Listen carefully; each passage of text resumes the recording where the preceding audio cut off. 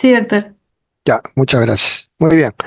Eh, Muy buenas tardes. Soy el doctor Juan Zulca Jordán, médico cardiólogo del Hospital Guillermo Almenara, y vamos a desarrollar hoy día el tema de arritmias. Vamos a dividir la presentación en dos partes. En la primera hablaremos de las bradiarritmias y en la segunda de las taquiarritmias.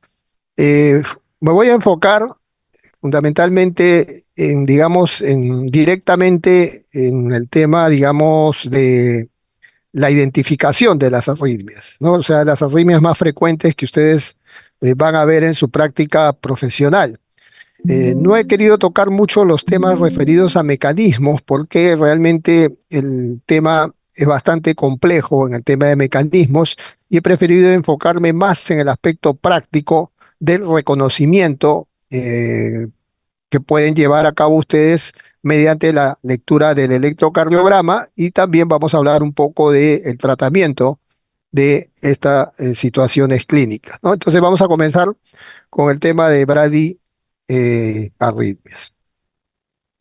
Bueno, hay que recordar, importante recordar el sistema de conducción eléctrico del corazón. Recuerden que el impulso cardíaco se genera en el nodo sinusal. Hay células marcapasos, células especializadas que se encargan justamente de la generación del impulso eléctrico del corazón.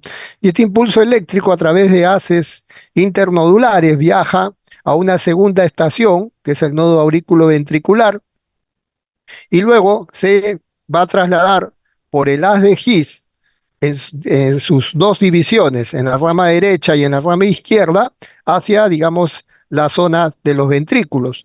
La rama izquierda, recuerden que a su vez tiene dos fascículos, tiene un fascículo anterior y un fascículo posterior, que van a dar, digamos, llevar el impulso a las zonas anterolaterales del ventrículo izquierdo. Y va a terminar finalmente este sistema de conducción en unas ramificaciones más pequeñas que están dentro de los ventrículos, que es la red de Purkinje, ¿no? Entonces, importante que recuerden la integridad del sistema de conducción eléctrica, porque a partir de ahí van a comprender las distintas patologías que vamos a ir mencionando. Entonces empezaremos por las bradicardias, ¿no? Las bradiarritmias. Primero definiremos la bradicardia como una alteración del ritmo cardíaco que cursa con una frecuencia cardíaca lenta inferior a 60 latidos por minuto.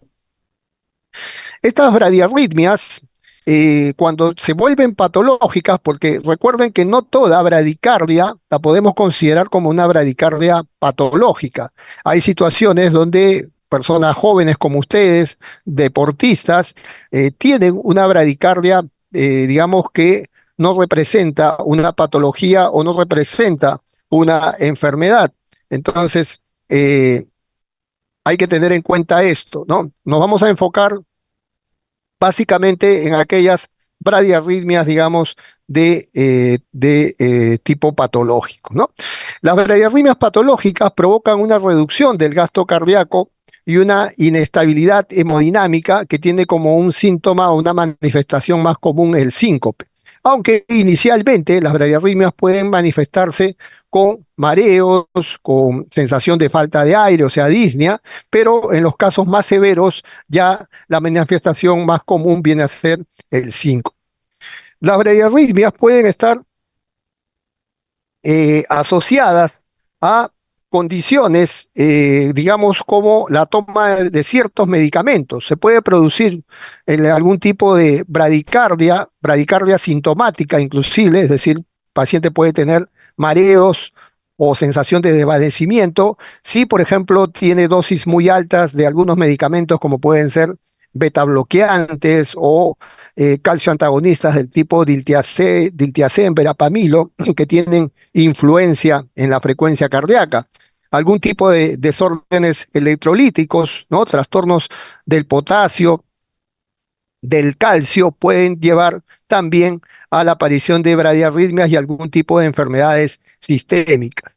Las bradiarritmias, y esto es bien importante que lo comprendan, se deben a alteraciones en el nodo sinusal, en el nodo auriculoventricular o en el sistema de conducción inferior, es decir, por debajo del haz de His. Hemos dicho que la etiología generalmente se debe a una situación degenerativa del sistema de conducción, ¿no? El nodo sinusal, que vuelvo a recordarles, es el marcapaso fisiológico del corazón, el nodo sinusal, puede caer en una degeneración, o sea, en un estado de fibrosis, ¿no? Y va a perder la capacidad justamente de generar el impulso. Algunas situaciones como cardiopatía isquémica, un paciente que sufre un infarto de miocardio, ese infarto afecta a la arteria que irriga el nodo, también puede llevar a la presentación de algún tipo de bloqueo aurículo-ventricular, como vamos a ver más adelante, ¿no? Situaciones de hipotiroidismo, hipotermia, enfermedades de Chagas que también afectan el sistema de conducción eléctrica, algunos medicamentos, como habíamos mencionado ya, beta bloqueantes, calcio antagonistas del tipo diltiazem, verapamilo, algún tipo de medicación como el litio, son situaciones que pueden, digamos, estar asociadas a la presencia de bradiarritmia. Las bradiarritmias se van a, digamos, a tener como origen dos situaciones. Una puede ser que la bradiarritmia se produzca porque el nodo sinusal se enferma. Y hemos dicho que generalmente el nodo sinusal, la enfermedad del nodo sinusal está asociada generalmente a una causa degenerativa o fibrótica. Bueno, generalmente cuando pasa, los pacientes se llega a la etapa del adulto mayor, en algunos pacientes hay una predisposición a que se fibrose este nodo sinusal y por tanto, si hay una enfermedad del nodo sinusal, el problema va a ser que no se va a generar el impulso, no se va a generar el estímulo eléctrico en el corazón. Y la otra situación es el bloqueo aurículo-ventricular. El bloqueo aurículo-ventricular, el problema no es la generación del impulso. El impulso se genera porque el nodo sinusal no está enfermo en esta condición, sino que lo que hay es un trastorno en la conducción del impulso desde el nodo sinusal a los ventrículos. Entonces es importante que ustedes recuerden que las bradiarritmias se explican por dos situaciones. En una puede haber una afectación del nodo sinusal y al estar afectado el nodo sinusal no se genera adecuadamente el impulso.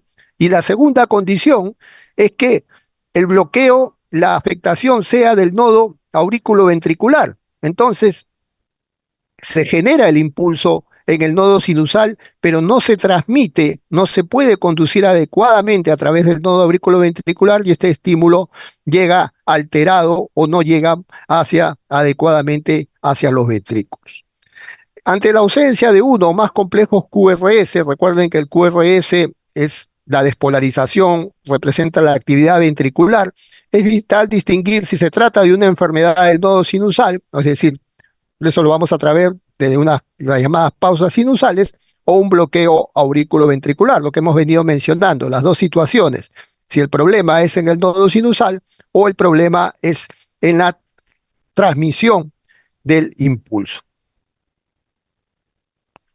Bueno, ya hemos hablado de la bradicardia sinusal, hemos dicho que si no tiene síntomas no hay problema, no suele tener un significado patológico. Acá tenemos un electro de un paciente con una bradicardia sinusal que no tiene mayor, si bien es cierto, ustedes ven una frecuencia cardíaca muy baja, si el paciente no tiene síntomas, de repente, como le dije, averiguamos sus antecedentes, de repente es deportista o una persona joven, y si no tiene síntomas, no es motivo de preocupación, ¿no? Aquí tenemos también otros ejemplos. Habíamos dicho, y volvemos a entrar en el campo de la patología, que estas bradiarritmias que esta patología puede tener un origen en la disfunción sinusal o en la enfermedad del nodo. Es decir, vuelvo a repetir, hay un trastorno a nivel del nodo sinusal. El impulso eléctrico no se genera adecuadamente en el nodo sinusal. Entonces, ¿qué puede originar que no se genere adecuadamente el impulso en el nodo sinusal? La incompetencia cronotrópica. La incompetencia cronotrópica es aquella situación en la que normalmente Cuando hacemos alguna actividad física, hacemos algún esfuerzo físico, lo normal es que que la frecuencia cardíaca aumente. Sin embargo, cuando hay una disfunción del nodo sinusal, esto no sucede porque el nodo no, por estar enfermo o fibrótico o disfuncionante, no genera el impulso adecuadamente y origina lo que nosotros llamamos la incompetencia cronotrópica. Después vamos a ver lo que son las pausas sinusales o sinoauriculares, los bloqueos sinoauriculares y también la aparición de lo que nosotros llamamos el síndrome taquicardia-bradicardia, que representa la enfermedad del nodo sinusal o la disfunción sinusal, ¿no? Entonces, la incompetencia cronotrópica, las pausas sinusales, los bloqueos sinoauriculares y el síndrome taquicardia-bradicardia son manifestaciones de la enfermedad del nodo. Y hemos dicho que la enfermedad del nodo, disfunción sinusal, se da cuando las células del nodo sinusal se fibrosan o se degeneran y no se produce el impulso eléctrico adecuadamente. Acá tenemos, por ejemplo, vamos a ver dos de estas manifestaciones de la enfermedad del nodo. Vamos a hablar de la pausa sinusal y del síndrome taquibradi, que son, digamos, las manifestaciones más frecuentes. Aquí en la pausa sinusal, miren ustedes, viene un latido, viene otro latido, y miren la pausa que se produce para que se vuelva a restituir el impulso cardíaco, para que el nodo sinusal vuelva a generar un nuevo impulso, un nuevo latido. Miren el tiempo que pasa, casi 4 segundos de pausa. Nosotros consideramos que ya las pausas mayores de 3 segundos constituyen una patología, ¿no? Y generalmente este paciente con este tipo de pausas va a presentar evidentemente síntomas, ¿no? Los que pueden ir desde los mareos, ¿no? Hasta el síncope, si ya esta situación suele ser repetitiva, ¿no? Y esto se debe hacer una manifestación de disfunción del nodo sinusal. Luego tenemos la otra manifestación, que es el síndrome taquibradi o braditaqui, como quieran denominarlo. Acá tenemos generalmente se alternan periodos de fibrilación auricular o de taquicardias miren, entra en una pausa y después entra en una situación de bradicardia el paciente, ¿no? Se alterna, ese nodo sinusal no genera regularmente el impulso, por momentos dispara, digamos, aceleradamente y luego entra en periodos de bradicardia, ¿no? Hay episodios de alternancia de taquicardia-bradicardia, de ahí el nombre de síndrome de taquibradi o bradicardia-taquicardia. Entonces, recuerden que lo que hemos visto al analizar las pausas sinusales y el síndrome taquibradi es lo que se refiere a la enfermedad del nodo sinusal, cuando el nodo sinusal se fibrosa, se degenera y por tanto deja de generar adecuadamente el impulso. Ahora entramos a los bloqueos auriculoventriculares. Los bloqueos auriculoventriculares, hemos mencionado que aquí el problema no está en la generación del impulso. El impulso cardíaco se genera, el impulso eléctrico se genera adecuadamente, pero ese impulso se bloquea, no llega adecuadamente a través del sistema eléctrico hacia las estructuras, hacia los ventrículos. Entonces el problema no es de generación del impulso, sino de transmisión del impulso, que es lo que sucede en los bloqueos auriculoventriculares. Entonces, el bloqueo auriculoventricular es un defecto en la conducción de la aurícula al ventrículo, puede ser transitorio o permanente, lo que les venía comentando, ¿no? Si hay un paciente que tiene un infarto de miocardio y se compromete la arteria que irriga el nodo, va a presentar un bloqueo auriculoventricular. Pero si se restituye el flujo coronario en esa arteria, ese bloqueo va a desaparecer, se vuelve un bloqueo transitorio, porque estuvo asociado únicamente a la condición de isquemia en ese momento. Bueno, y también en algunos casos, pues los bloqueos auriculoventriculares también pueden darse por un deterioro anatómico o funcional, también por fibrosis de este caso del nodo AB. Los bloqueos auriculoventriculares se van a clasificar en 3 grados: primer grado, segundo grado y tercer grado. Dentro del segundo grado, nosotros vamos a encontrar el llamado MOVIS 1 y el MOVIS 2, o tipo 1 y tipo 2, como ustedes quieran, digamos, denominarlo o como van a encontrarlo en la literatura cuando lo revisen. Vamos a hablar del bloqueo auricular de primer grado. En el bloqueo auricular de primer grado, lo único que existe es un retraso en la conducción. Esto es importante, este es el concepto básico que ustedes deben recordar en el bloqueo de primer grado. Es decir, hemos dicho que el impulso aquí se retrasa. Hay un retraso en la conducción del impulso eléctrico del corazón. Hay un retraso en la conducción, más no hay un bloqueo en sí. Se llama bloqueo, pero realmente no se trata de un bloqueo, sino de un retraso, de un alargamiento en el tiempo de conducción. ¿Y dónde se da este alargamiento? Se da en el intervalo PR. El intervalo PR, ustedes recuerden que debe medir de 0,12 a 0,20 segundos. En los bloqueos de primer grado, lo que sucede es una prolongación, una demora en la conducción del impulso a través del nodo auriculoventricular y se prolonga por más de 0,20 segundos. Entonces, eso es lo que sucede en el bloqueo auricular de primer grado. Miren ustedes acá, recuerden que la onda P es actividad auricular, la onda, el complejo QRS es actividad ventricular y la onda T, repolarización ventricular, ¿no? Entonces, aquí se activa la aurícula, se activa el ventrículo, se repolariza el ventrículo, ¿no? Esa es la secuencia, digamos, normal que hay. A toda actividad auricular le debe corresponder una actividad ventricular y su repolarización ventricular. ¿Se nota, por favor, el puntero, la flechita? Sí, doctor. Ya, perfecto, gracias. Entonces, esto es importante que recuerden, ¿no? Actividad auricular, actividad ventricular, repolarización ventricular. Entonces, aquí ustedes ven que la onda P está presente, está delante de todos los complejos QRS. Pero ¿cuál es la anomalía que en el bloqueo de primer grado?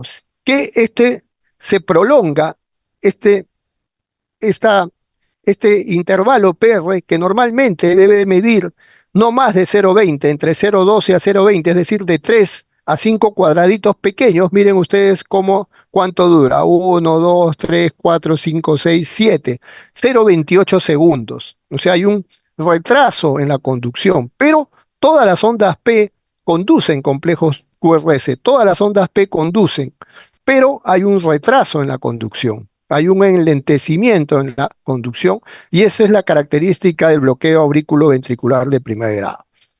¿No requiere tratamiento esto? No, no requiere tratamiento. Se puede buscar causas farmacológicas, algún tipo, como les mencionaba, de medicamentos que pueden enlentecer el traslado del impulso. Ya hemos mencionado betabloqueantes, diltiazem, verapamilo, que tienen acción sobre la frecuencia cardíaca, pueden originar la aparición de un bloqueo de primer grado. También puede aparecer en personas jóvenes, también puede ser de tipo fisiológico. No constituye realmente una emergencia, simple y sencillamente implica un retraso en la conducción. Bien, aquí tenemos, ahora pasamos al bloqueo auriculoventricular de segundo grado. En el segundo grado hemos dicho que hay dos tipos, el MOVITS 1 o tipo 1, o también conocido como fenómeno de Wenckebach, y el tipo 2 o MOVITS 2. Aquí sí, ustedes tienen que van a encontrar ondas P que no conducen a los complejos QRS, o sea, van a encontrar ya ondas bloqueadas, lo que llamamos ondas bloqueadas u ondas que no conducen. Recuerden que en el bloqueo de primer grado, todas las ondas P conducen complejos QRS. La anomalía está en que se retrasa la conducción, pero no se bloquea en sí. En cambio, a partir del segundo grado, sí ustedes van a encontrar ondas P bloqueadas, ¿ya? Y esto lo vamos a describir con el electro mejor. Pero la parte teórica nos dice que los impulsos auriculares no se transmiten a los ventrículos, generalmente por un deterioro del nodo auriculoventricular, y que existe un alargamiento progresivo del intervalo PR hasta que aparece una de las ondas P no conducidas o bloqueadas, ¿ya? Miren ustedes, onda P, complejo QRS, onda P, complejo QRS, onda P, complejo QRS. Pero miren acá, hay una onda P y ya no hay complejo QRS. Después vuelve a aparecer otra onda P y conduce. Esta es la onda, esta que está marcada con la flecha, se llama la onda P que no conduce o la onda P bloqueada. Onda P bloqueada. Entonces, ¿cómo, cómo puedo diferenciar que este es un bloqueo? Ya, el hecho de que aparezcan ondas P bloqueadas me llevan a que es un bloqueo de segundo grado. ¿Ya? Es un bloqueo de segundo grado. Pero ¿cómo diferencio el segundo grado tipo 1 del tipo 2? Para eso tengo que analizar los intervalos PR que preceden a la onda P que está bloqueada. Entonces me voy acá y miren ustedes, este intervalo PR mide aproximadamente 0,14, este mide aproximadamente 0,20 y este mide casi 0,28. Es decir, se van alargando los PR progresivamente hasta que aparece la onda P bloqueada o la onda P que no conduce. Ese es el hallazgo característico del bloqueo de segundo grado MOVIX 1 o tipo 1. Acuérdense, aparecen ondas P bloqueadas, pero que están precedidas de intervalos PR que se van alargando progresivamente hasta que aparece la onda P que no conduce. Y así, si repitiéramos este electro, se iría repitiendo el ciclo. No, acá vamos a tener otro ejemplo, creo. Acá miren, acá hay onda P, complejo QRS, onda P, QRS, onda P, QRS, y acá aparece una onda P que no tiene ya QRS. Me voy a ver qué ha pasado con los PR delante de esta onda P bloqueada. Y ustedes van a ver que se va alargando progresivamente, se va alargando progresivamente hasta que aparece la onda P. Eso es un bloqueo de segundo grado tipo 1 o también conocido como fenómeno de Wenckebach, ¿no? Entonces, desde el punto de vista clínico, generalmente los pacientes están asintomáticos y tampoco, digamos, requieren de algún tipo de tratamiento, ¿ya? No requieren generalmente de un tipo de tratamiento, sino algún tipo de seguimiento con un holter, probablemente. Aunque, como le digo, la gran mayoría permanece asintomática. Nos vamos ahora con el bloqueo de segundo grado, tipo 2 o MOVIS 2. Igual, van a aparecer ondas P bloqueadas, ondas P que no conducen, ¿no?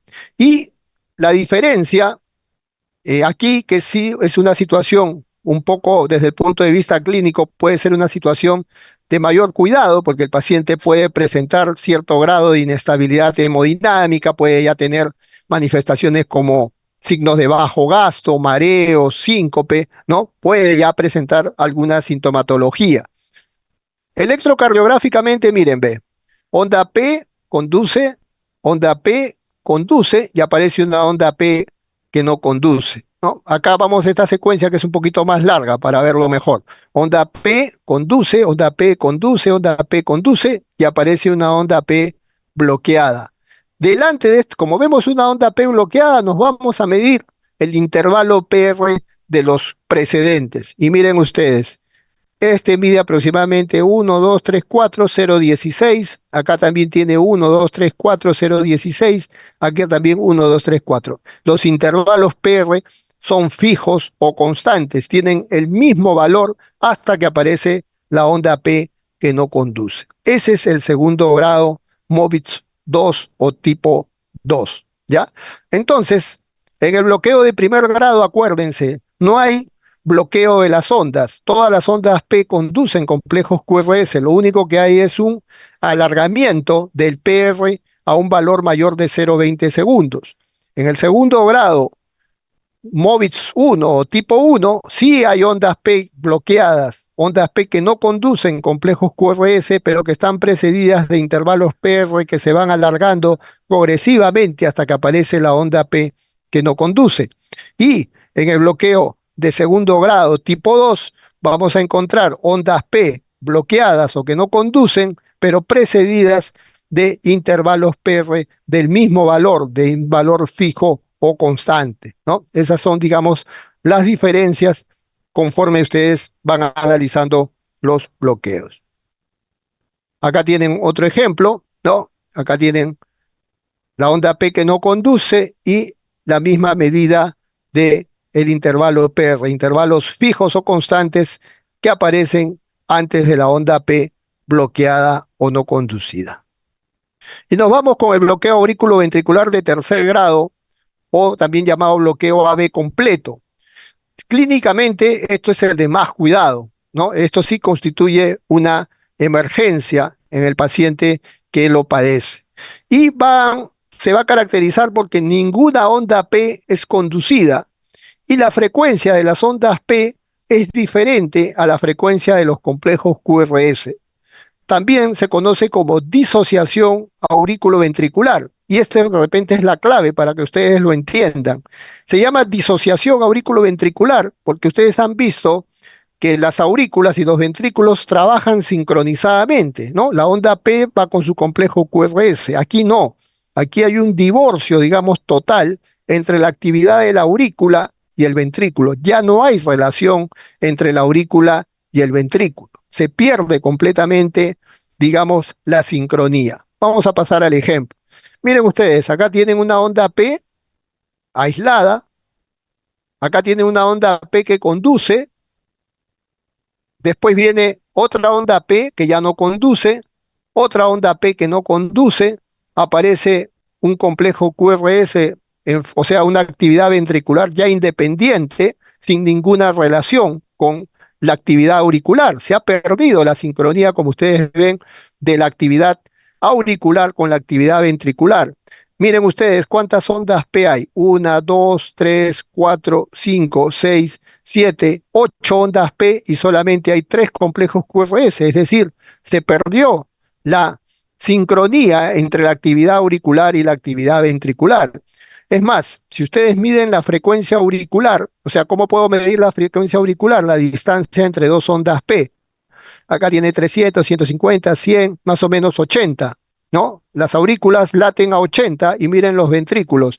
Acá tiene 1, 2, 3, 4, 5, 6, 7, 8, 9, 10 cuadrados grandes. 300 entre 10 laten a 30. Las aurículas van a 80 y los ventrículos van a 30. Eso es una disociación completamente entre la actividad de la aurícula y el ventrículo, y eso es muy propio del bloqueo auriculoventricular de tercer grado, ¿ya? Entonces, recuerden que todavía en los bloqueos de segundo grado hay todavía una, digamos, sincronía entre la actividad auricular y ventricular, porque las ondas P conducen a los complejos QRS. Aparece alguna onda P bloqueada, alguna onda P que no conduce, como ustedes han visto en el bloqueo de segundo grado. Pero ya en el tercer grado hay una disociación, ya no hay una relación entre el número de ondas P y el número de complejos QRS de actividad ventricular.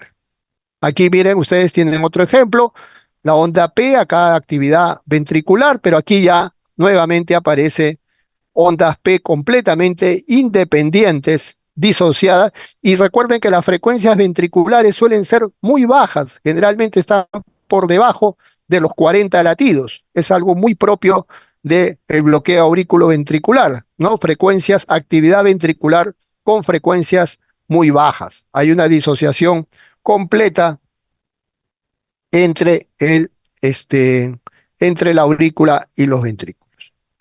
Bueno, este es un poco para explicar, ¿no? Por qué el nodo sinusal es el marcapaso, porque late a una mayor frecuencia y va a inhibir a los demás centros inferiores, como son el nodo auriculoventricular, el haz de His, la fibra de Purkinje.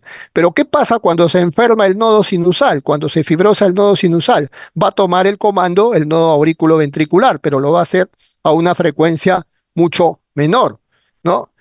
Pero también, si se suprimiera este nodo auriculoventricular, tomaría el mando el haz de His, pero miren, a frecuencias cada vez menores. Entonces, cuando ustedes noten frecuencias menores, cuanto menor sea la frecuencia, es porque está mandando o generando el impulso estructuras más inferiores, digamos, al nodo sinusal. Y va a producir lo que se llama los ritmos de escape. Los ritmos de escape son latidos o actividad que se genera en centros inferiores. Al fallar el nodo sinusal, el marcapaso fisiológico va a tomar el mando a estructuras inferiores para evitar la parada cardíaca, ¿no? El corazón es muy noble, entonces para evitar la parada cardíaca, activando o despertando a los centros, como ustedes ven aquí, de más inferiores, pero que van a latir a menos frecuencia. Pero eso evidentemente tiene un costo, que es la disminución del gasto cardíaco y que va a producir pues inestabilidad hemodinámica en el paciente, ¿no? Es un mecanismo de defensa, es un mecanismo de escape para evitar la parada cardíaca. Bueno, los ritmos de escape se pueden dar de dos maneras. Pueden darse como un ritmo de escape nodal, esto solamente para mencionarles, cuando el latido se produce de escape, o sea, el latido del centro inferior se realiza con un QRS estrecho, es decir, con un QRS menos de 0,12 segundos, o puede darse lo que llamamos el escape idioventricular, cuando se produce el latido de escape con un QRS ancho. Miren, las frecuencias ventriculares son muy bajas, ¿no? Casi 30 latidos, y entonces se están activando los centros inferiores con lo que nosotros llamamos ritmos de escape, y si el QRS es ancho, se llama un ritmo de escape idioventricular. Bueno, ¿qué fármacos usamos en bradiarritmias? El más conocido por ustedes de repente es la atropina, ¿no? Que es un fármaco, sus micros, por favor, traten, hay alguien con su micro abierto, por favor. Eh, Tenemos algunos fármacos. ¿Tienen un micro abierto, por favor? Ah, si no voy a tener... Cierren sus micros, por favor, para no... Gracias. Bueno, en el caso decíamos, de la atropina, ¿no? Es uno de los fármacos más usados cuando tenemos generalmente frecuencias menores de 40 o 35, ¿no? Pero recuerden la dosis máxima de 3 miligramos, porque si ustedes ponen más de 3 miligramos de atropina, generalmente puede producir trastornos como alucinación, convulsiones, alteración del sistema nervioso. También pueden usar dopamina en infusión o dopamina, ¿no? Los casos que no responda el paciente a la atropina, ¿no? Y también tienen lo que se llama en la estimulación transcutánea, que es poner unos parches conectados al equipo, ¿no? Para hacer una estimulación externa para tratar de recuperar, digamos, frecuencia cardíaca, ¿no? Aquí tienen un algoritmo del tratamiento de las bradicardias. Hay que identificar las causas de la bradicardia, ya hemos dicho, pueden estar asociadas a medicamentos, pueden estar asociadas a trastornos electrolíticos, o algún tipo de enfermedad sistémica, en fin, conocer un poquito la causa de fondo y ver la estabilidad hemodinámica del paciente, si hay hipotensión, si hay afectación de estado de conciencia, si hay signos de shock, si hay un dolor tipo anginoso, ¿no? Entonces podemos colocar, digamos, como primer fármaco atropina, como les veníamos diciendo, ¿no? No excediendo la dosis de 3 miligramos, y si no es efectiva, colocar una infusión de adrenalina, dopamina o doutamina, ¿no? Entonces, y también si la medicación no es efectiva, ya se tiene que trasladar a un centro de mayor complejidad, suponiendo que ustedes pues estén de repente en el SERUM o una situación de estas, trasladarlo hacia un hospital donde se le pueda poner un marcapaso transitorio, ¿no? Un marcapaso transitorio al paciente. Generalmente, si es un bloqueo, sobre todo de tercer grado, que ya constituye una emergencia, ¿no? Bueno, aquí tienen un poco lo que les venía diciendo, la utilización del marcapaso transcutáneo, ¿no? Se colocan unos parches sobre el paciente, se programa el equipo y se manda una estimulación, digamos, externa. O también se puede colocar un marcapaso transitorio, que también tiene una fuente externa, pero se hace ya un cableado con un acceso vascular adecuadamente. Este es un examen muy importante cuando ustedes estudian arritmias, que es el Holter, ¿no? El Holter es un monitoreo de 24 horas y que les permite este, un momentito, por favor, que les permite hacer es- un monitoreo,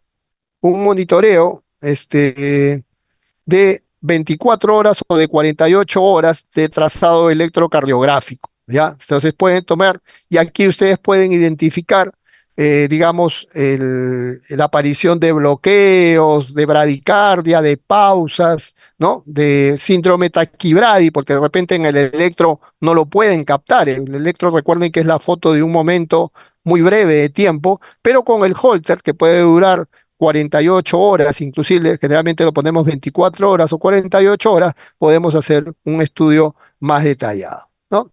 Recuerden entonces que la disfunción del nodo sinusal se relaciona, la enfermedad del nodo sinusal se relaciona generalmente con una fibrosis progresiva. El bloqueo de segundo grado tipo 2, que ya es un bloqueo, digamos, desde el punto de vista clínico preocupante, puede progresar a un bloqueo de tercer grado, o sea, a uno mucho más complejo. Cuando hay enfermedad del nodo sinusal, no hay una frecuencia cardíaca mínima establecida para recomendar implante de marcapaso, porque recuerde que cuando se fibrosa el nodo sinusal, cuando hay una enfermedad del nodo sinusal y el nodo sinusal pierde la capacidad de generar impulso, tengo también que ponerle un marcapaso, ¿no? Entonces, la indicación del marcapaso es una enfermedad del nodo sinusal, un bloqueo de segundo grado tipo 2 sintomático o un bloqueo auriculoventricular de tercer grado, ¿no? Entonces, esas son las indicaciones más importantes de la puesta de marcapaso, ¿no? Y eso no va a depender de la frecuencia cardíaca del paciente, sino de su estado clínico en el caso de la enfermedad del nodo sinusal, ¿no? Recuerden que las causas reversibles, ¿no? Las causas pueden haber causas reversibles de algún tipo de bloqueo, generalmente infarto o isquemia, y cuando estas no son causadas por esas causas reversibles o fisiológicas, se recomienda también el implante de marcapasos. Recuerden que el bloqueo auriculoventricular de tercer grado es el tratamiento, el implante de marcapasos es el tratamiento adecuado. Muy bien, esto es lo que quería mostrarles en bradiarritmias, en bradicardias. No sé si hay alguna pregunta del tema, sino para pasar rápidamente a taquiarritmias. No sé, ¿alguna pregunta? Todo claro, doctor. Muy bien, gracias. Entonces, permítanme compartir lo que son las taquiarritmias.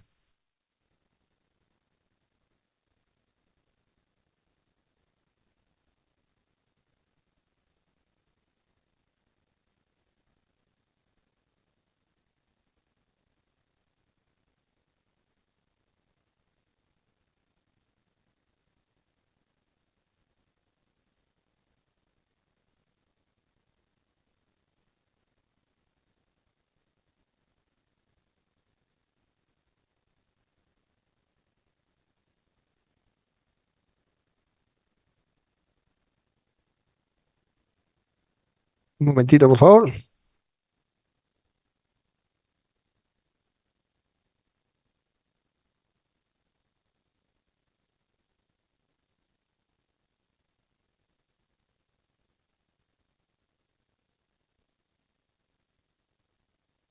Muy bien, vamos a ver. ¿Se ve la presentación, por favor? Sí, doctor. Sí, doctor. Ya, muy bien,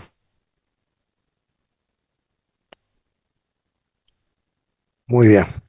Entonces vamos a hablar de las taquiarritmias, vamos a hablar un poquito de lo primero de lo que son las extrasístoles, ¿ya? Ustedes habrán escuchado lo que son las extrasístoles, como su nombre lo dice, son latidos que no se originan en el nodo sinusal, sino que se pueden originar en sitios cercanos al nodo sinusal, en las aurículas, ¿no? O pueden originarse en los ventrículos, ¿no? Y esto se debe a que se activan células marcapasos, ¿no? Células que tienen la capacidad de generar impulso fuera del nodo sinusal y van a generar, por eso su nombre se denomina extrasístoles, es decir, latidos que no se originan del nodo sinusal, ¿no? Entonces, estos también, estos lugares de donde se originan estas extrasístoles se conocen como focos ectópicos, ¿no? Focos ectópicos, que son lugares de donde se disparan impulsos que no están, digamos, que no se generan adecuadamente en el nodo sinusal. Los extrasístoles pueden ser auriculares, me voy a referir a estas dos fundamentalmente, a las auriculares y a las extrasístoles ventriculares, ¿no? Se denomina CAP, contracción auricular prematura, o CVP, contracciones ventriculares prematuras.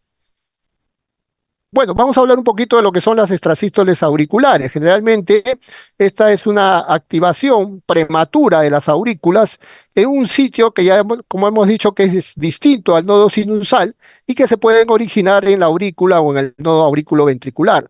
Generalmente las extrasístoles auriculares tienen un carácter, digamos, más benigno. Puede darse o puede aparecer en personas sanas o relacionado a consumos de bebidas estimulantes, este tipo de bebidas energizantes, tipo Red Bull, ¿no? A veces que lo combinan con alcohol o en alguna situación de ansiedad, puede generar la aparición de extrasístoles auriculares. ¿Cómo se va a apreciar en un electrocardiograma las extrasístoles auriculares? Bueno, generalmente son latidos que se interponen como son latidos extras, se van a interponer entre dos latidos regulares, ¿no?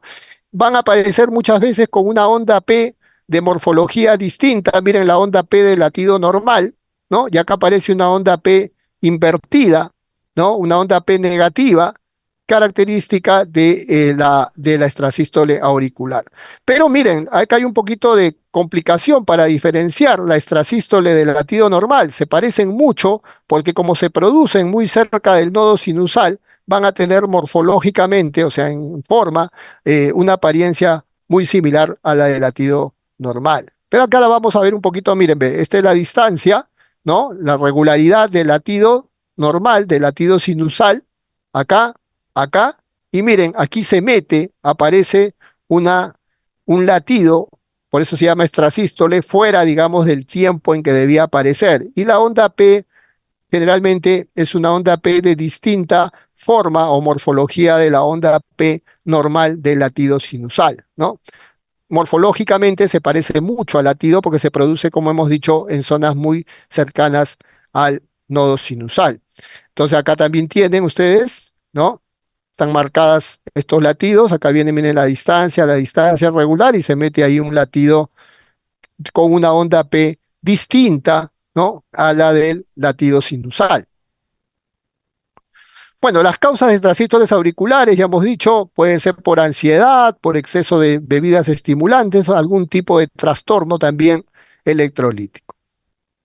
Ahora vamos con las extrasístoles ventriculares. Estas son más fáciles de reconocer, pero también implican, sí, un mayor cuidado, porque generalmente está relacionado o van a aparecer en pacientes que tienen algún tipo de cardiopatía estructural o algún tipo de cardiopatía isquémica, ¿no? Estos extrasístoles ventriculares, como su nombre lo dice, se van a generar en los ventrículos, ¿no? Y se van a caracterizar, como ustedes ven aquí en la figura, por ser por tener una morfología de un complejo QRS, miren el QRS de latido, digamos, normal, ¿no? Y miren, este QRS es un QRS ancho, deformado, con un eje QRS negativo y una onda T opuesta al eje, ¿no? Y con la presencia de una pausa compensadora. Ahora después le vamos a explicar qué es una pausa compensadora. Pero miren, son muy fáciles de diferenciar porque son QRS muy anchos, muy deformados, y esto se debe a que se originan en sitios lejanos del nodo sinusal, se originan en los ventrículos. Miren ustedes acá, el latido sinusal, latido normal, y aparece una extrasístole. En la anterior ustedes vieron, miren, el eje es positivo, ¿no? El eje del QRS es positivo y la onda T es negativa, va en dirección opuesta a la del eje. Distinto a lo que pasaba acá, que tenía un eje negativo y una onda T positiva. Entonces, miren ustedes, se va dando esta secuencia, estos latidos con un QRS deformado, ¿no? Con una onda T opuesta al eje del QRS. Estas son llamadas extrasístoles ventriculares. Como les dije, son de mucho más cuidado porque generalmente están asociadas a cardiopatías estructurales o cardiopatías isquémicas. Algunas características que ya hemos mencionado, esto de la pausa compensadora, Y acá le voy a explicar rápidamente lo que es una pausa compensadora. La pausa compensadora, yo tomo primero la distancia que hay entre dos latidos, digamos, normales, ¿no? Dos latidos normales. ¿Cuántos cuadraditos hay acá? Dice uno, dos, tres cuadrados grandes, ¿no? Esto vendría a ser el BC. Sí, y tomo la distancia que hay entre dos latidos sinusales, pero que incluyan a una extrasístole, que incluyan, como ven ustedes acá, una extrasístole. Si esta distancia entre dos latidos normales que incluyen una extrasístole es el doble de la distancia entre dos latidos normales, eso se llama pausa compensadora completa, y acá lo vamos a ver. Acá tienen uno, 2, 3, ¿no? Más o menos serían 15, 16 cuadrados pequeños. Acá vamos a tomar de acá 5, 10, 15, 20, 25, 30, 32 aproximadamente. Este es el doble, ¿no? AB es dos veces BC, ¿no? Y así pueden, digamos, practicar aquí también, podríamos practicarlo, rápidamente lo hacemos, miren ustedes, tomo la distancia de acá para acá. Acá tengo 5, 10, 5, 10, 15, 20, y acá voy a tomar acá 5, 10, 15, 20, 25, 30, 35, casi 40, ¿no? Primero tomé la distancia de aquí a aquí, entre dos latidos, y después tomo la distancia entre dos latidos, pero que incluyan a la extrasístole ventricular. Si esto es dos veces el valor de esto de acá, eso es una pausa compensadora completa. Y ese es característico de las extrasístoles ventriculares. Acá hay un ejemplo de una pausa compensadora incompleta. Uy, permítame un momentito, voy a conectar el equipo. Me estaba quedando sin batería. Bueno, ahora sí. Bien. Las extrasístoles ventriculares, su presentación pueden estar aisladas, ¿no? Es decir, solitas, pueden estar en dupletas, vienen dos juntas, ¿no? En dupletas o parejas, o pueden estar en grupos de tres o más, ¿ya? Si están en tres o más, pueden aparecer acá cuatro o cinco, y ustedes miden la frecuencia entre una extrasístole y otra extrasístole, y estas son mayor a 100 latidos, ya ustedes saben sacar la frecuencia, ¿no? 300 entre el número de cuadrados grandes o 1500 entre el número de cuadrados pequeñitos, ¿no? Entonces, si hay una salva así de taquicardia de 3 o más extrasístoles y van a más de 100, eso se llama una taquicardia ventricular, ¿ya? Recuerden eso, se llama una taquicardia ventricular. También pueden presentarse un latido normal, un extrasístole, un latido normal, un extrasístole que se llama bigemidismo. Y también pueden aparecer dos latidos normales y uno anormal, eso se llama trigeminismo.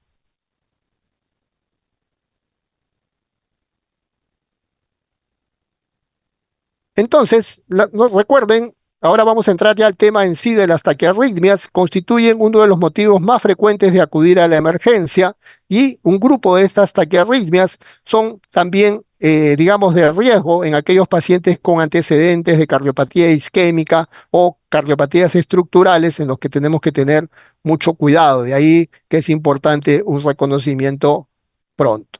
Entonces, ahora sí entramos a lo que son las taquiarritmias. Ya hemos explicado lo que son las extrasístoles, ahora vamos a explicar lo que es la taquiarritmia. Realmente el mundo de las taquiarritmias es bastante complejo. Yo he querido simplificarlo porque hay taquicardias por reentrada intranodal, taquicardias antidrómicas, ortodrómicas. Hay una clasificación muy compleja que no quiero entrar en eso para no confundirlos y me he enfocado únicamente en las más frecuentes, teniendo en cuenta que ustedes son, digamos, alumnos que están en formación. Y entonces lo más importante creo que es que vean el diagnóstico, digamos, más frecuente, ¿no? Ya después, quienes quieran seguir cardiología, medicina de emergencias y desastres, cuidados intensivos, sí tendrán que tener, digamos, diagnósticos mucho más finos. Entonces, vamos a hablar primero de las taquiarritmias con QRS estrecho, también llamadas taquicardias supraventriculares. Recuerden que el QRS estrecho es cuando el ancho del QRS mide menos de 0,2 12 segundos, o sea, menos de 3 cuadraditos pequeños, ¿no? Las taquiarritmias con QRS estrecho, esto es un cuadrito que lo hice un poco para poder didácticamente, digamos, ordenarnos, ¿no? Y lo vamos a ir interpretando. Entonces, ¿qué es lo primero que yo tengo que ver cuando me llega un electro a las manos? Bueno, ustedes ya saben, van a ver el ritmo, después van a ver la frecuencia, y si la frecuencia es mayor de 100 en ese electro, ya ustedes tienen una taquicardia, ¿no? Lo que después tienen que analizar es si es una taquicardia con QRS estrecho o un QRS ancho, ¿no? Para eso miden el QRS y si mide menos de 0,12 tendrán una taquicardia con QRS estrecho. Y después lo tercero que tienen que ver es esto. Si se trata de una taquicardia con QRS estrecho y un ritmo regular o un ritmo irregular.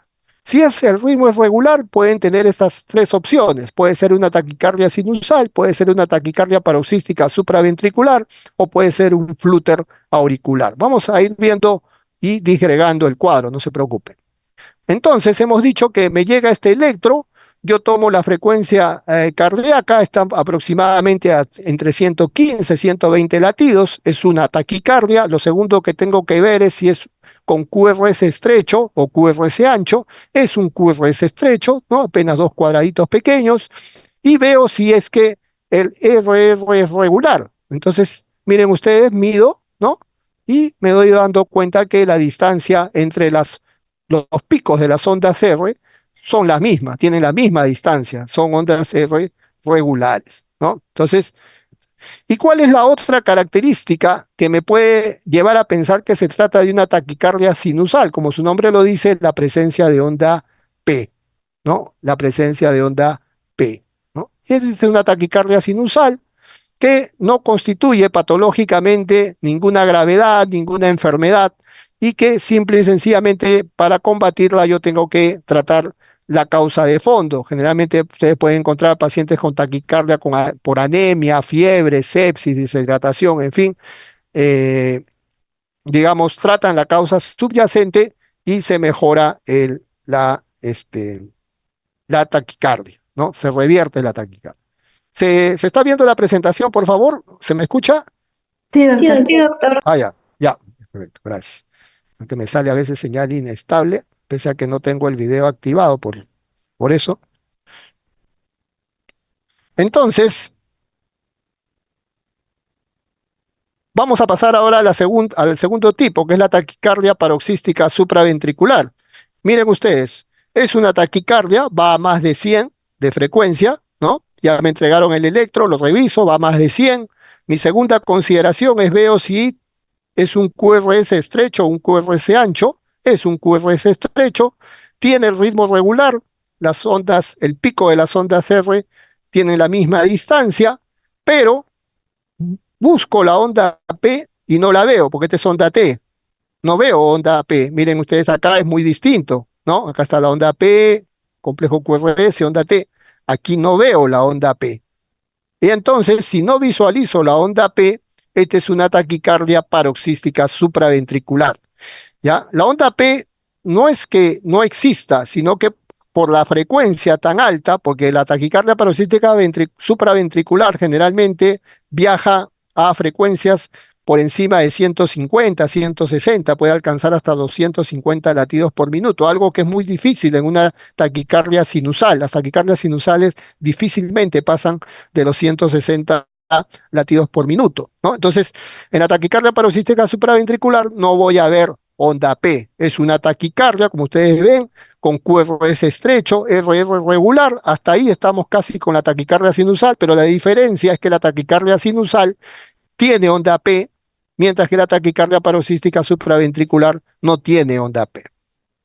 Acá tienen otro ejemplo, miren, ¿no? Va a más de 100, QRS estrecho, el ritmo es regular, y aquí ya un poquito para de repente darles un diagnóstico un poquito más fino, la onda P está, miren, está acá, está después del complejo, ¿ya? Pero no se visualiza donde deberíamos verla, que es es una onda P que está enterrada detrás de los complejos. Pero a simple vista no la visualizamos, por tanto es una taquicardia paroxística supraventricular. En la taquicardia paroxística supraventricular, al final vamos a hablar un poquito de los tratamientos para no... Le adelanto que el fármaco más efectivo para la taquicardia paroxística supraventricular es primero hacer maniobras vagales y después, si no revierte con maniobras vagales, poner adenosina. ¿Ya? La adenosina es el fármaco de elección para el tratamiento de taquicardias paroxísticas supraventriculares. Después viene algo que estaría más en las taquiarritmias con QRS ancho, sin embargo le he puesto aquí, se me coló, van a disculpar, que es el Wolff-Parkinson-White, ¿ya? El Wolff-Parkinson-White es una taquiarritmia que se caracteriza porque existe una vía accesoria. Es como cuando ustedes han visto cómo se debe, digamos, llevar a cabo el impulso cardíaco normal, ¿no? Nodo sinusal, nodo auriculoventricular, haz de His, ¿no? Esa es la secuencia normal. Sin embargo, los pacientes con Wolff-Parkinson-White en forma congénita tienen lo que se llama una vía accesoria, que se llama el haz de Kent. Y esa vía accesoria es como decir un cable, digamos, un cable pirata que lleva el impulso directamente de la aurícula al ventrículo, es decir, bypassea el nodo auriculoventricular, no pasa por el nodo auriculoventricular y entonces, como ese impulso viaja mucho más rápido, les va a desencadenar una taquiarritmia y se va a caracterizar por tener un PR corto y una llamada onda delta. Vamos a verla en el electro. Acá está, ¿no? Normalmente debería viajar hacia el impulso. Sin embargo, los pacientes con Parkinson-White tienen lo que se llama una vía Ay, accesoria, ¿no? el día. Que conecta directamente a la aurícula con el ventrículo. Entonces, el impulso, digamos, viaja a través de ese haz de Kent o vía accesoria. Miren ustedes, aquí van a encontrar, sobre todo en las derivadas precordiales, miren, van a encontrar un PR corto, menor de 0,12, y miren esta suerte de muesca, ¿no? Esta suerte de muesca que ustedes van a encontrar sobre todo en derivadas precordiales, y también aquí se visualiza en 1, ¿no? Y en ABL, esa suerte de muesca que es la característica del Wolff-Parkinson-White. Aquí lo tienen mucho más evidente, ¿no? Bueno, el tratamiento de Wolff-Parkinson-White es a través de fármacos, procainamida y butilida. No se recomienda el uso de bloqueadores de calcio, mucho cuidado con ditiazem y verapamilo, porque como actúan bloqueando el nodo auriculoventricular, y hemos dicho que el cable lo que hace es bypassear justamente al nodo auriculoventricular, pueden desencadenar mucho más arritmia porque van a estimular que el impulso viaje más por la vía accesoria. Luego tenemos el flúter auricular. El flúter auricular también es una taquiarritmia, como ustedes ven, ya con QRS estrecho y que van a presentar unas ondas que se llaman las ondas F o conocidas también como dientes de sierra, que corresponden a la actividad auricular, ¿no? Corresponden a la actividad auricular y esta actividad auricular viaja generalmente entre 240 a 360. Bueno, si ustedes cuentan aquí los cuadraditos, ¿no? Eso va a variar, hay lo que llamamos los cocientes de conducción, no voy a entrar en ese tema, pero sí, el flúter auricular es una taquiarritmia también con QRS estrecho, ¿ya? Con QRS estrecho y muy característica, miren ustedes, muy fácil de reconocer por la presencia de estas ondas F o en dientes de sierra. Aquí tienen ustedes, miren, ¿no? Otro trazado, ¿no? QRS estrecho y aquí tienen otro, miren cómo se visualizan estas ondas en dientes de sierra, que va a variar su cociente de conducción, ¿no? O sea, puede haber, va a estar la respuesta auricular en relación a la ventricular, pero no voy a entrar en ese tema para no explayarnos mucho. Entonces, miren, volvemos un poquito al cuadro inicial, permítanme. Entonces, hemos visto, miren, si yo tengo un electro con una taquicardia, ¿qué es lo segundo que debo ver? Si tiene un QRS estrecho o ancho. Si tiene un QRS estrecho, tengo que mirar si la distancia entre las ondas R son regulares, es decir, tiene la misma distancia. Tiene la misma distancia, veo si tiene onda P. Si tiene onda P, es una taquicardia sinusal. Si no tiene onda P, es una taquicardia paroxística supraventricular. Y si tiene ondas en dientes de sierra, es un flúter auricular. ¿Ya? Estas son, digamos, las arritmias, las taquiarritmias más frecuentes con QRS estrecho, ¿no? Fijarse si hay el ritmo regular. Ahora nos vamos a ir con las irregulares, cuando hay el RR irregular. Y la más frecuente es la fibrilación auricular, ¿ya? La fibrilación auricular, como acá ustedes pueden apreciar, miren la distancia entre las ondas R. Acá un poco más larga, acá más o menos se conserva, acá se acorta, acá se alarga, acá se acorta, acá se alarga, acá se acorta, acá se vuelve a alargar. Y ustedes no van a visualizar onda P, van a encontrar lo que se llaman unas ondas F, ¿no? Como si temblara, digamos, ¿no? Como si fuera un temblorcito ahí, ustedes encuentran estas ondas F propias de fibrilación, ¿ya? Propias de fibrilación auricular. ¿Ya? La fibrilación auricular, recuerden, es una de las arritmias que está más asociada a la edad avanzada. Generalmente los pacientes por encima de 70 años, hay un porcentaje importante, casi un 5 o 6% que pueden tener fibrilación auricular, que está asociada a cardiopatía estructural, generalmente a valvulopatías o a enfermedades propias como hipertensión arterial, ¿no? Entonces, la fibrilación auricular y estos pacientes necesitan estar anticoagulados porque hay un alto riesgo de embolismo, de cardioembolismo, ¿no? Porque al fibrilar el corazón no se llena bien ni expulsa bien sangre, entonces puede quedarse, sobre todo en las aurículas, pueden ser fuentes de fenómenos cardioembólicos. Acá tienen, miren, lo que es el ritmo sinusal normal y miren lo que pasa en una fibrilación, la irregularidad del ritmo. Y la otra taquicardia con irregularidad, miren las distancias, ¿no? Son irregulares, es la taquicardia auricular multifocal. Como su nombre lo dice, ustedes van a encontrar, se caracteriza porque van a encontrar ondas P de distinta morfología dentro del mismo electro, más tres o más formas, inclusive ondas P invertidas, ¿ya? Ondas P invertidas. Entonces, volvemos a nuestro cuadrito inicial.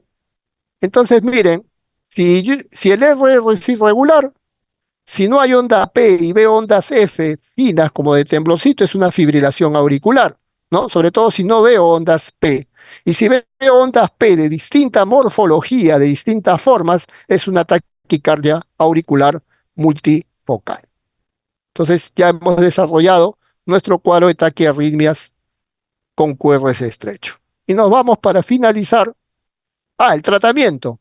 El tratamiento de las taquicardias con QRS estrecho, lo primero, y esto por favor sí es de repente tal vez lo único que les pido que recuerden, que nunca se olviden, es evaluar si el paciente está estable o inestable hemodinámicamente. Y hemos dicho que la estabilidad hemodinámica de un paciente está en función de su presión arterial, si no es que no está hipotenso, si no hay alteración del estado de conciencia, si no está con signos de bajo gasto, ¿no? Si no presenta alteraciones electrocardiográficas, en fin, dolor tipo anginoso. Si el paciente está inestable, hay que ir a terapia eléctrica porque este paciente no va a salir del cuadro de taquiarritmia si es que no es con una cardioversión. Si está estable, si tiene buena presión, si está lúcido, ¿no? Entonces el paciente hay que hacerle maniobras vagales y si no controlamos o no disminuimos la frecuencia, podemos ir en el caso de taquicardia paroxística supraventricular con adenosina.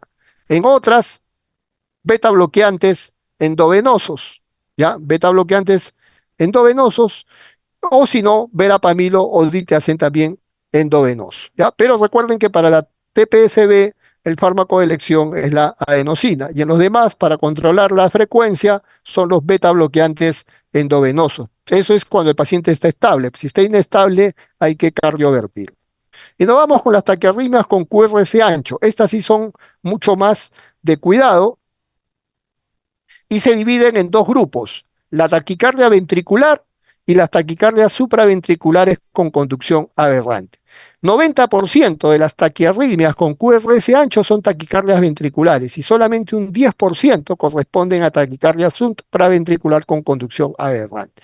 ¿Las puedo distinguir? Sí, las puedo distinguir. ¿Cómo? Se aplica lo que se llama el algoritmo de Brugada.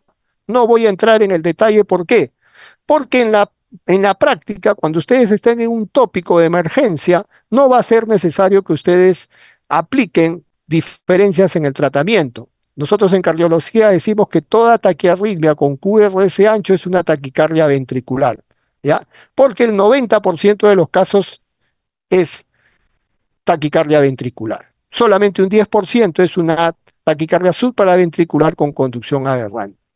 Y no hay problema. Si ustedes tratan una taquicardia supraventricular como si fuera una taquicardia ventricular, no hay problema. El problema es al revés. Si ustedes tratan lo que es una taquicardia ventricular como una taquicardia supraventricular. Entonces, para fines prácticos, toda taquiarritmia con QRS ancho se trata como una taquicardia ventricular. ¿Ya? Hemos dicho, ¿se recuerdan cuando estas son las extrasístoles ventriculares? ¿Se acuerdan que las vimos, no? Complejos QRS deformados con una onda T opuesta al eje del QRS. Acá están los latidos normales, ¿no? Y aparece esta secuencia que va a una racha, una salva de 3 o más extrasístoles ventriculares. Aquí tienen ustedes 4 que van a una frecuencia mayor de 100. Esto constituye una taquicardia ventricular. Aquí tienen otra con una salva o una racha de 3 extrasístoles a más de 100 latidos. Eso hace una taquicardia ventricular. Las taquicardias ventriculares pueden ser monomórficas, polimórficas por la forma y por la duración. Si duran menos de 30 segundos serían no sostenidas, y si duran más de 30 segundos, si duran menos de 30 segundos es no sostenida, y si duran más de 30 segundos son sostenidas. Y luego tienen las otras, que son la taquicardia supraventricular con conducción aberrante, y voy a hablar de esta, que es la fibrilación ventricular, que no es una taquicardia con QRS ancho, pero sí la he incluido porque es la arritmia más letal y más fatal que puede haber. Bueno, las taquicardias ventriculares ya hemos dicho que son 3 o más latidos a una frecuencia mayor de 100. Están muy relacionadas a isquemia miocárdica, enfermedad estructural, ¿no? Y miren ustedes, por ejemplo, es una taquiarritmia, ¿no? Es una taquicardia, va a más de 100 y los QRS son anchos, ¿no? Miren, los QRS son anchos. Esta es una taquicardia ventricular, ¿no? ¿Hay forma de diferenciarla que sea de repente una taquicardia supraventricular con conducción aberrante? Sí, pero no voy a entrar en ese tema. Para ustedes, todo esto es una taquicardia ventricular, desde el punto de vista de emergencia, no hay problema. Entonces tenemos las taquicardias ventriculares que pueden ser monomórficas, ¿no? Tienen la misma morfología, la misma forma, son igualitas, ¿no? Acá tienen, miren, en la misma derivada, ¿no? Todas son iguales, ¿no? Todas son iguales, una taquicardia ventricular monomórfica, ¿no? Tiene la misma forma en la derivada que está. Y también tienen la taquicardia ventricular polimórfica. La taquicardia ventricular polimórfica puede ser lo que nosotros llamamos la torcida de punta, ¿no? La torcida de punta, que es una taquicardia, miren ustedes, que se desencadena si el intervalo QT es prolongado. Ya ustedes recuerden cuándo es un QT prolongado mayor de 0,46 segundos o más, ¿no? Esta taquicardia, miren ustedes, viene de una forma y después cambia a otra forma en la misma derivada, ¿no? Por eso es una taquicardia polimórfica, ¿no? Va variando de forma, tiene distintas formas. Esta forma es distinta a esta, ¿no? Y esta es distinta a esta. Entonces es una taquicardia polimórfica, una taquicardia ventricular polimórfica. Acá tienen también, ¿no? Distintas morfologías de esta taquicardia. Acá, otra, miren, esta se llama la torcida de punta. Se llama torcida de punta o giro de puntas también, porque en algunos momentos, miren ustedes, si ustedes toman la línea basal, van a encontrar por momentos que esto es positivo, ¿no? Y después por momentos que esto es negativo, miren, ¿no? Va cambiando de giro, va dando giros, ¿no? Por eso se llama torcida de punta o giro de punta, ¿no? Porque va tomando por momentos predominancia positiva a predominancia negativa, pero es una taquicardia polimórfica, una taquicardia ventricular de QRS ancho de distintas formas, ¿no? Taquicardia ventricular polimórfica. Acá también tienen otros ejemplos, ¿ya? Y también tenemos la fibrilación ventricular. Ojo, este es mortal, ¿ah? Esto es mortal, esto mata, ¿ya? Esto mata. Acá tienen, ¿no? Un electro donde ustedes no van a identificar ondas P, no hay complejos QRS, no hay nada. Miren ustedes, miren, este es un electro ya completo. Acá no, es una actividad completamente desorganizada. ¿Por qué? ¿Qué es lo que pasa?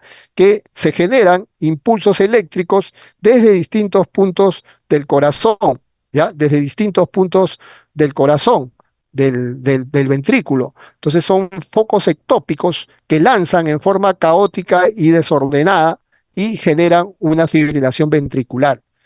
Por cada minuto que este paciente que presenta fibrilación ventricular no es sacado de este cuadro, su sobrevida disminuye en 10%, es decir, en 5 minutos tiene la mitad de posibilidades de supervivencia. La única forma de sacarlo es con un desfibrilador, ¿no? Cuando ustedes desfibrilan, lo que tratan es de eliminar los focos ectópicos que generan esta actividad caótica para tratar de que el nodo sinusal vuelva a tomar el mando, ¿no? Entonces, esto es la fibrilación ventricular. Bueno, en tratamiento en general de las taquicardias con QRS ancho, vuelvo a lo mismo. Lo primero, considerar la estabilidad hemodinámica. Si el paciente está inestable, hay que cardiovertirlo, ¿no? O si no, ir a maniobras pagales, ¿no? Bueno, ya hemos dicho la adenosina solamente para la taquicardia paroxística supraventricular y para el resto de control de frecuencia pueden ir a beta bloqueantes. Pero lo más importante, considerar la estabilidad del paciente. Bueno, hay toda una serie, la amiodarona es un fármaco que le pega a la mayoría de arritmias, ¿no? Es un fármaco muy usado también, pero para el control de la frecuencia cardíaca siempre es más recomendable los beta bloqueantes. Pero la amiodarona también, si no tienen beta bloqueantes, es un fármaco de mucha utilidad, ¿no? De mucha utilidad. Hay situaciones como el magnesio que nos ayuda sobre todo en el caso de eh, de algunas taquiarritmias que se dan por hipomagnesemia. También hay un tratamiento no farmacológico que consiste en la implantación de un cardiodesfibrilador.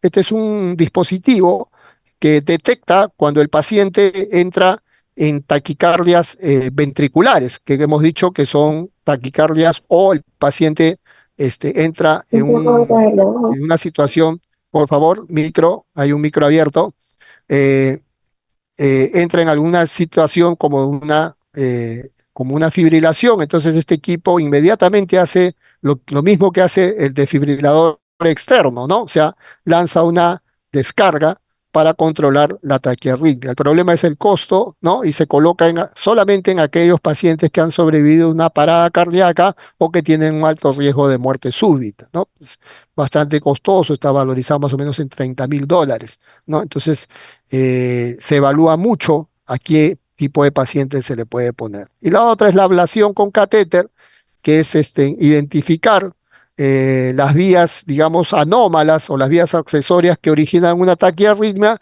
y eliminarlas, ¿no? Eliminarlas. Bueno, algunas condiciones asociadas a taquiarritmia, ya hemos mencionado de esto. Este es un algoritmo de cómo proceder ante una fibrilación ventricular o una taquicardia ventricular sin pulso. Un paciente con alteración hemodinámica, hemos dicho con inestabilidad hemodinámica, ¿no? Una taquicardia ventricular sin pulso. Entonces, inmediatamente, como ustedes ven acá, nos vamos a la terapia eléctrica, ¿ya? A la terapia eléctrica. Hay que aplicarle las descargas, si es un bifásico, que es la mayoría de desfibriladores que hay ahora ya, son 200 joules, si fuera un monofásico, 360 joules, ¿no? Y las maniobras de RCP, todo el algoritmo para tratar taquiarritmias o fibrilación ventricular, ¿no? taquiarritmias con inestabilidad hemodinámica. Bueno, para culminar, algunas cositas que pienso que son lo más importante y que deben de llevarse. El estado hemodinámico del paciente, acuérdense, es lo primero a considerar en una taquiarritmia. Si el paciente está inestable, hay que ir a la cardioversión eléctrica o si está desfibrilando, si está fibrilando en fibrilación ventricular, a la desfibrilación. En caso de taquicardias supraventriculares con estabilidad hemodinámica, las maniobras vagales es lo primero y luego la adenosina si es una taquicardia paroxística supraventricular. Ahí tiene mucho éxito la adenosina. En el manejo de urgencias, recuerden que toda taquicardia con QRS ancho debe ser considerada como una taquicardia ventricular, porque es el 90%, casi la totalidad de taquicardias con QRS ancho son taquicardias ventriculares. El fármaco de elección para el control de frecuencia cardíaca son los betabloqueantes de preferencia, ¿no? Endovenosos. Y recuerden que la fibrilación auricular es la arritmia más frecuente en mayores de 70 años, casi un 5 o 6% de la población, y que puede estar asociada a valvulopatía mitral y a otros factores, y que estos pacientes eh, deben tener anticoagulación por el riesgo de cardioembolismo. Muy bien, eso es lo que quería presentarles. Hemos tratado de hacer una presentación. El tema es bastante largo, hemos ocupado casi 1 hora 15 para no tampoco cansarlos.